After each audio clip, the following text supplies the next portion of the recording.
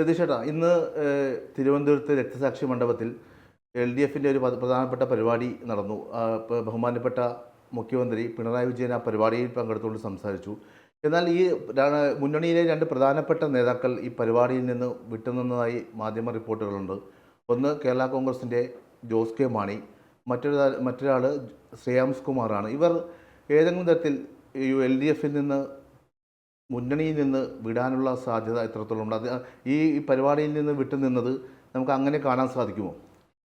അല്ല, യഥാർത്ഥത്തിൽ തുഫൈൽ ഇപ്പോൾ ഈ പരിപാടിയിൽ നിന്ന് അവർ വിട്ടുനിന്നു എന്നുള്ളത് മാത്രമല്ല പ്രശ്നം. കാരണം രണ്ട് LDF മീറ്റിങ്ങുകളിലായിട്ട് ജോസ് കെ മാണി ഇതേവരെ പങ്കെടുത്തിട്ടില്ല. ശ്രേയാംസ് കുമാറും ഏതാണ്ട് അതേ അവസ്ഥയാണ്. അദ്ദേഹം പക്ഷേ ഇന്ന് കോഴിക്കോടുണ്ട് എന്നുള്ളത് മാധ്യമങ്ങളോട് കൺഫേം ചെയ്തിട്ടുണ്ട്. പക്ഷേ ജോസ് കെ മാണിയുടെ കാര്യത്തിലുള്ള വലിയൊരു അത്ഭുതം എന്താണെന്ന് വെച്ചാൽ അദ്ദേഹം എവിടെയാണ് എന്നുള്ളത് അറിയില്ല. ചില ആളുകൾ പറയുന്നത് ഡൽഹിയാണെന്നാണ്, ചില ആളുകൾ പറയുന്നത് അദ്ദേഹം വിദേശത്താണെന്നാണ്. പക്ഷേ ഫോണിൽ വിളിച്ചിട്ട് അവൈലബിൾ അല്ല. അപ്പോൾ അതുകൊണ്ട് അറിയില്ല ഇതാണ് എവിടെയാണെന്ന് പോലും അറിയില്ല. അപ്പോൾ അതിൽ ചില അസ്വാഭാവികതകളുണ്ട് എന്നുള്ളത് സത്യമാണ്.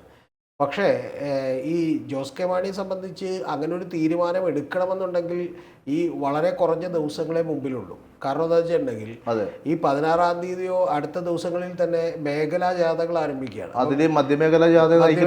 ജോസ് കെ മാണിയാണ്. അപ്പം അതുകൊണ്ട് അത്തരത്തിലുള്ള ഒരു തീരുമാനത്തിലേക്ക് പോകും എന്ന് ഞാൻ വിചാരിക്കുന്നില്ല. പക്ഷേ ഇതിൻ്റെ ഇടയ്ക്ക് കൂടി VD സതീശൻ്റെ ഒരു ബൈറ്റ് കൂടി ഉണ്ടായിരുന്നു. VD സതീശൻ പറയുന്നത് ചില ഞെട്ടിക്കുന്ന ചില അത്ഭുതങ്ങൾ സംഭവിക്കുന്നതാണ്.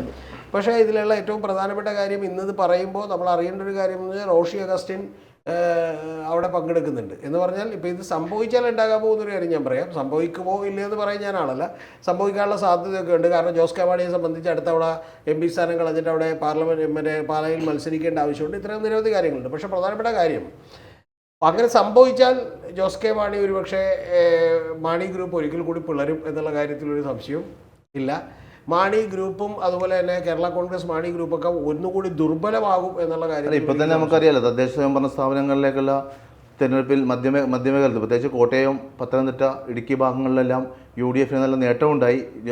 കേരള കോൺഗ്രസിന് കിട്ടിക്കൊണ്ടുവന്ന പല വോട്ടുകളും തോരുന്നൊരു സ്ഥിതിവിശേഷം ഉണ്ടായി. അല്ല, അത് തന്നെയാണ് പ്രശ്നം. ഇപ്പം രണ്ടാമത് ഇവർ ആ മുന്നണിയിലേക്കുള്ള പ്രവേശനം അത്രത്തോളം സുഗമമായിരിക്കില്ല. കാരണം പി ജോസഫ് ഉള്ളത് കൊണ്ടും അവിടെ വലിയ തോതിലുള്ള വാഗ്വാദങ്ങളും തർക്കങ്ങളും ഒക്കെ ഉണ്ട്. പി ജോസഫിനെ ഇവർ വരണത് തന്നെ താല്പര്യമില്ലാത്ത ഒരാളുകളാണ് ഒന്ന്. രണ്ടാമത്തെ കാര്യം എന്ന് പറയുന്നത് ഇത് മുന്നണിക്കകത്ത് ഇപ്പോൾ നിങ്ങൾ അറിയേണ്ടത് ഇപ്പോൾ കോതമംഗലം സീറ്റ് അതുപോലെ നിരവധി സീറ്റുകളിലൊക്കെ തന്നെ വലിയ പ്രശ്നങ്ങൾ ഉണ്ടാക്കും. കാരണം എന്താ വെച്ചിട്ടുണ്ടെങ്കിൽ ഇവർ ഇപ്പുറത്തേക്ക് വരികയാണ് എന്ന് പറഞ്ഞിട്ടുണ്ടെങ്കിൽ അവർ പല അവകാശവാദങ്ങളും ഉന്നയിക്കും. അവകാശവാദങ്ങളൊക്കെ തന്നെ വലിയ പ്രശ്നം ഉണ്ടാക്കും. പക്ഷേ ജോസ് കെ മാണി ആയതുകൊണ്ട് പോകില്ല എന്നൊന്നും നമുക്ക് ഉറപ്പിച്ച് പറയാൻ പറ്റില്ല. കാരണം അവരുടെ ഒരു നാച്ചുറൽ ചോയ്സ് എന്ന് പറയുന്നത് കോൺഗ്രസ് ആണ്. രണ്ടാമത്തേതെന്ന് പറയുന്നത് സഭകളിൽ നിന്ന് വലിയ പ്രഷറുണ്ട് എന്നാണ് ഞാൻ മനസ്സിലാക്കുന്നത് UDFിലേക്ക് തിരിച്ച് പോകാൻ. യഥാർത്ഥത്തിൽ ജോസ് കെ മാണി വിട്ടുപോയത് പോലും സഭകളിൽ നിന്നുള്ള തീരുമാനത്തിൻ്റെ അടിസ്ഥാനത്തിലാണ്. ഇത്തവണ സഭകളിൽ നിന്ന് വലിയ തീരുമാനമുണ്ട്. കാരണം UDFിൻ്റെ അകത്തേക്ക് പോകാൻ, അതുകൊണ്ട് വിട്ടുപോകാനുള്ള സാധ്യതയുണ്ട്. പക്ഷേ വിട്ടുപോയാൽ എന്നെ സംബന്ധിച്ച് ഞാൻ പറയാനുള്ളൊരു കാര്യം എന്ന് പറഞ്ഞാൽ റോഷി അഗസ്റ്റിനോ അല്ലെങ്കിൽ ഇപ്പോൾ ഇന്ന് പങ്കെടുക്കുന്ന ജയരാജോ അത്തരത്തിലുള്ള ആളുകളൊന്നും മാത്രമല്ല. ഒരു 2 ദിവസം മുമ്പേ ഞാൻ ദീപികയിൽ മുഖപ്രസംഗം ഉണ്ടായിരുന്നു. അതിൽ ദീപികയിൽ മുഖപ്രസംഗത്തിൽ ജസ്റ്റിസ് JB കോശി കമ്മീഷൻ്റെ റിപ്പോർട്ടുകൾ സർക്കാരിന് കൊടുത്തെങ്കിലും ക്രൈസ്തവരെ സർക്കാർ നിരന്തരം അവഗണിക്കുന്നതായി ദീപികയുടെ മുഖപ്രസംഗത്തിൽ പറയുന്നുണ്ട്. അത് പിണറായി സർക്കാർ പല കാര്യങ്ങളും വേണ്ട രീതിയിൽ അവരെ പരിഗണിക്കുന്നില്ല. തരത്തിലുള്ള ഈ ക്രൈസ്തവ സഭകൾ നിങ്ങൾ കഴിഞ്ഞൊരു 10-20 കൊല്ലത്തെ ചരിത്രമെടുത്ത് പരിശോധിച്ചാൽ ഏറ്റവും ആദ്യം ഈ ഭരണമാറ്റം മണത്തറിയുന്നത് അവരാണ്. എന്ന് പറഞ്ഞാൽ ഭരണമാറ്റം അവർ കൃത്യമായി മണത്തറിയുകയും അവർ ഏത് അവസരങ്ങളിലും ഭരണകൂടങ്ങളോട് ചേർന്ന് നിൽക്കാൻ താല്പര്യപ്പെടുകയും ചെയ്യുന്ന ഒരാളുകളാണ്. എന്ന് പറഞ്ഞാൽ അവരുടെ വിമർശനങ്ങൾക്കൊന്നും അടിസ്ഥാനമില്ല എന്നല്ല ഞാൻ പറഞ്ഞത്. അപ്പോൾ അതുകൊണ്ട് തന്നെ അവരെന്ത് ചെയ്യും? അവർ ഇത്തവണ ഇനിയിപ്പോൾ അടുത്തവണ UDF ആയിരിക്കും വരിക എന്നുണ്ടെങ്കിൽ അവരതിനോട് ചേർന്ന് നിൽക്കാനും അതിൻ്റെ ഗുണങ്ങളൊക്കെ അനുഭവിക്കാനും ഒക്കെ താല്പര്യമുള്ള ആളുകളാണ്. പക്ഷെ അവിടെയുമുള്ളൊരു വലിയ പ്രധാനപ്പെട്ട പ്രശ്നമെന്ന് പറയുന്നത് ഈ അടുത്ത മന്ത്രിസഭയിൽ മുസ്ലിം ലീഗിനും അതുപോലെ ബാക്കിയുള്ള ആളുകൾക്കൊക്കെ പ്രാതിനിധ്യം ഉണ്ടാകും, അല്ലെങ്കിൽ ഇത്തരത്തിലുള്ള അവർക്കായിരിക്കും ഒരു അപ്പർ ഹാൻഡ് ഉണ്ടാവുക എന്നുള്ളത് ഇവർ വറി ചെയ്യുന്നുണ്ട്. അത് ജോസ് കെ മാണിയെ പോലുള്ള ആളെ വെച്ചുകൊണ്ട് എത്രത്തോളം മാനേജ് ചെയ്യാൻ പറ്റും? ഇപ്പോൾ നേരത്തെ മാണിയും കുഞ്ഞാലിക്കുട്ടിയും അതുപോലെ കുഞ്ഞുഞ്ഞും എന്നൊക്കെ പറയുന്ന സമവാക്യങ്ങൾ പെർഫെക്റ്റ് ആയിരുന്നു. കാരണം മാണി ഗ്രൂപ്പിനും അത് വലിയ സ്വാധീനമുണ്ടായിരുന്നു. പക്ഷേ ഇപ്പോൾ അടുത്തൊരു പിളർപ്പ് കൂടി ഉണ്ടായി. നേരെ ജോസ് കെ മാണി ഇപ്പുറത്തേക്ക് വന്നാൽ അത് ഈ ബിഷപ്പിനോ അല്ലെങ്കിൽ ഈ ക്രൈസ്തവ സഭകൾക്കൊന്നും ഉദ്ദേശിക്കുന്ന ഗുണം കിട്ടണമെന്നില്ല. പിന്നെ അടുത്ത പ്രധാനപ്പെട്ട പ്രശ്നം എന്ന് പറഞ്ഞാൽ ഇത്തവണ ഈ ലോക്കൽ ബോഡി തെരഞ്ഞെടുപ്പിൽ ഉണ്ടായിട്ടുള്ള റിസൾട്ടുകളും ആകെ കൺഫ്യൂസ് ചെയ്യിപ്പിക്കുന്നതാണ്. എന്ന് പറഞ്ഞാൽ ഈ LDF-ന്റെ അല്ലെങ്കിൽ CPM-ന്റെ ഒരു കണക്കുകൾ പ്രകാരം ഏതാണ്ട് 60-നടുത്ത് സീറ്റുകൾ ഇപ്പോഴും LDF-ന് ഭൂരിപക്ഷം ഉണ്ട്. അപ്പോൾ ഒരു 11 സീറ്റുകൾ അല്ലെങ്കിൽ 12 സീറ്റുകൾ കൂടി കിട്ടിയാൽ സ്വാഭാവികമായിട്ടും LDF തന്നെ അധികാരത്തിൽ വരും. അത് അങ്ങനെ കിട്ടുമെന്ന് ചോദിച്ചാൽ ഇപ്പോൾ ഉദാഹരണം ഞാൻ പറഞ്ഞാൽ VK പ്രശാന്ത് അവിടെ പുറകിലാണ്, 5066 വോട്ടിന് എനിക്ക് BJP ആണ് മുൻപിൽ, വട്ടിയൂർക്കാവ്. പക്ഷേ യഥാർത്ഥത്തിൽ അവിടെ VK പ്രശാന്ത് മത്സരിക്കുകയാണെങ്കിൽ അവിടെ ഉറപ്പായിട്ടും ജയിക്കും. അതുപോലെ പത്തനാപുരത്ത് KB ഗണേഷ് കുമാർ പുറകിലാണ്, പക്ഷെ പത്തനാപുരത്ത് KB ഗണേഷ് കുമാർ മത്സരിച്ച് അപ്പൊ അങ്ങനെ ഒരു 10, 15, 20 സീറ്റുകളിലെങ്കിലും ഞങ്ങൾക്ക് ഈസിലി ജയിക്കാം എന്ന് പറയുന്ന ഒരു തോന്നൽ കൂടി LDF-നുണ്ട്. 548 വോട്ടാണ് ശരിക്കും പറഞ്ഞത്. അപ്പൊ ദലീമ അപ്പൊ അത് അത്തരത്തിൽ, പക്ഷെ അരൂര് ജയിക്കാൻ പറ്റുമെന്ന് LDF പ്രതീക്ഷിക്കുന്നില്ല, ഞാൻ തുറന്നു പറഞ്ഞത്. അപ്പൊ അത്തരത്തിൽ ഞാൻ പറയുന്നത് നെക്ക് ടു നെക്ക് ഫൈറ്റ് ആണ്. അപ്പൊ അതുകൊണ്ട് തന്നെ അങ്ങനെ പെട്ടെന്ന് വിട്ടിട്ട് പോകണോ എന്നുള്ള കാര്യത്തിലൊക്കെ വലിയ അട്ടർ കൺഫ്യൂഷൻ ജോസ് കെ മാണിയുടെ കാര്യത്തിലും സഭകളുടെ നേതൃത്വത്തിൽ പോലും ഉണ്ട് എന്നാണ് ഞാൻ വിചാരിക്കുന്നത്. അതുകൊണ്ട് പെട്ടെന്നൊരു മാറ്റം ഉണ്ടാകുമെന്ന് ഞാൻ വിചാരിക്കുന്നില്ല. ഇനി ഉണ്ടാകുമെന്ന് തോന്നിയാൽ പോലും അത് തടയാൻ മിടുക്കും കഴിവും ഒക്കെ ഉള്ള ഒരാളാണ് പിണറായി വിജയൻ എന്നുള്ള കാര്യത്തിൽ എന്തില്ല ഒരു തർക്കവും അല്ല. അതല്ല, ഒരു ഈ തദ്ദേശ സ്വയംഭരണ സ്ഥാപനങ്ങളിലേക്കുള്ള റിസൾട്ട് വന്നതിന് ശേഷം ജോസ് കെ മാണി മാധ്യമങ്ങളോട് പ്രതികരിച്ചത് LDF-ൽ തുടരുമെന്നാണ്. മാത്രമല്ല ഇപ്പോൾ നേരെ രതീഷേട്ടൻ പറഞ്ഞ പോലെ ഇപ്പോൾ ജാഥ ഉടൻ തന്നെ ഇപ്പോൾ അടുത്ത മാസം ജാഥ ആരംഭിക്കാൻ പോകുകയാണ്.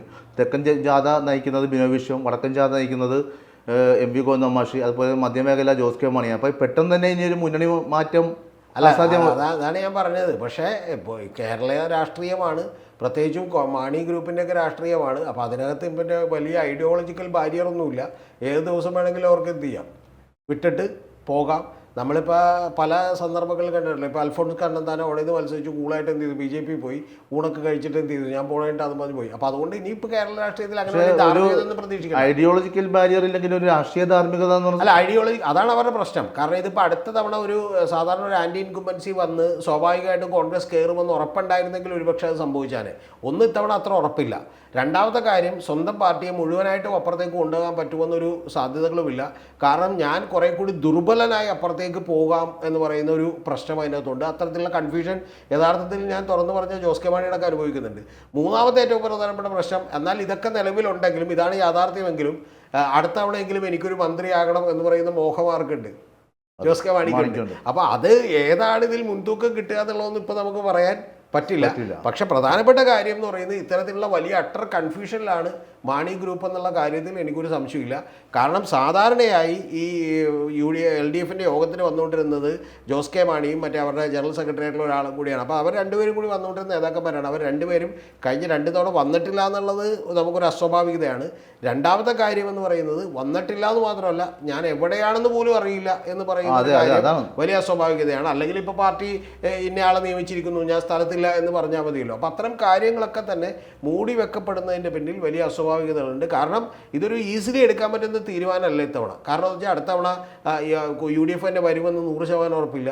LDF ചിലപ്പോൾ വന്നേക്കാനുള്ള സാധ്യതയും ഒക്കെ ഉണ്ട്. അപ്പോൾ അത്തരം കാര്യങ്ങളൊക്കെ കൊണ്ട് തന്നെ കലങ്ങി പറഞ്ഞിരിക്കുന്നുണ്ട്. ഈ കൺഫ്യൂഷൻ യഥാർത്ഥത്തിൽ കേരള കോൺഗ്രസ് മാണിക്ക് വലിയ തോതിലുണ്ട്.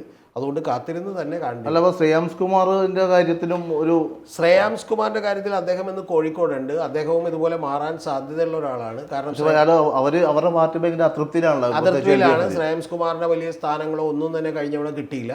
അപ്പോൾ അതുകൊണ്ട് അതിർത്തിയുണ്ട്. അവർ ഒരുപക്ഷെ മാറിയേക്കാം. കൽപ്പറ്റ സീറ്റ് CPM ഏറ്റെടുത്തേക്ക് അല്ല, അവർ മാറിയാൽ പോലും LDF-ന് വലുതായിട്ടൊന്നും സംഭവിക്കാൻ ഇല്ല. ഇപ്പം കേരള കോൺഗ്രസ് മാണി മാറിയാൽ സംഭവിക്കുമായിരിക്കും. പക്ഷെ അവർ മാറിയിട്ടുണ്ടെങ്കിൽ 1, 2 മണ്ഡലങ്ങൾ ഒഴികെ ബാക്കിയുള്ള മണ്ഡലങ്ങളിലൊന്നും വലിയ സ്വാധീനമോ വലിയ പ്രശ്നമോ ഒന്നും സംഭവിക്കാനില്ല. അപ്പോൾ അതുകൊണ്ട് LDF അത്തരത്തിലുള്ള നിലപാടുകളും തീരുമാനങ്ങളും എടുക്കും. അവർ ചിലപ്പോൾ മാറിയേക്കാം. മാറിയിട്ടുണ്ടെങ്കിൽ എന്തിനാണ് അവരാണ് മാറാൻ കൂടുതൽ സാധ്യത എന്ന് ഞാൻ വിചാരിക്കുന്നു, ഒരുപക്ഷെ ജോസ് കെ മാണിയേക്കാൾ കൂടുതൽ. കാരണം അവരെ സംബന്ധിച്ച് പ്രത്യേകിച്ചൊന്നും നോക്കാനില്ല, ഇനി വലിയ ടെൻഷനൊന്നും അടിക്കാനില്ല. അതുകൊണ്ട് UDF-ൽ ചെന്നിട്ടുണ്ടെങ്കിൽ കുറച്ചുകൂടി പ്രോപ്പറായിട്ടുള്ള പരിഗണന കിട്ടുമായിരിക്കും, അക്കോമഡേഷൻ കിട്ടുമായിരിക്കും, കാരണം മന്ത്രിസ്ഥാനമൊക്കെ കിട്ടുമായിരിക്കും. പക്ഷേ ഇവിടെ അത് സാധ്യതകൾ ഇനിയും തീരെ കുറവാണ് എന്നുള്ളത് ശ്രേയാംസ് കുമാർ വളരെ വലുതായി തിരിച്ചറിയുന്നുണ്ട്. അതുകൊണ്ട് അത് മാറിയേക്കാനുള്ള സാധ്യതകളുണ്ട്, ഒരു സംശയമില്ല കാര്യത്തിൽ.